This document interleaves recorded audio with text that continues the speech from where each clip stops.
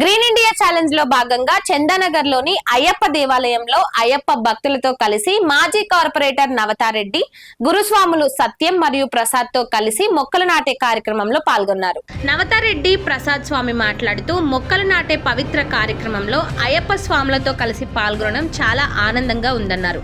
మొక్కలు నాటడం ప్రతి ఒక్కరి బాధ్యతగా చేపట్టాలని, మొక్కలు నాటడమే కాకుండా వాటిని రక్షించే బాధ్యత కూడా మన యువతరం మీద ఉందన్నారు. రేపటి తరాలకు మనం ఇచ్చే ఆస్తి మంచి వాతావరణమేనని గుర్తు చేశారు. ఇంతటి గొప్ప అవకాశం కల్పించిన మాజీ రాజ్యసభ సభ్యులు జోగినపల్లి సంతోష్ కుమార్ కు కృతజ్ఞతలు తెలిపారు. ఈ కార్యక్రమంలో గ్రీన్ ఇండియా ఛాలెంజ్ రాష్ట్ర కోఆర్డినేటర్ గర్రెపల్లి సతీష్, శ్రీకాంత్, మల్లారెడ్డి, సంగారెడ్డి, నగేష్ రెడ్డి, రాజు, సునీత, అనంత్ రెడ్డి, అయ్యప్ప స్వాములు, భక్తులు తదితరులు పాల్గొన్నారు.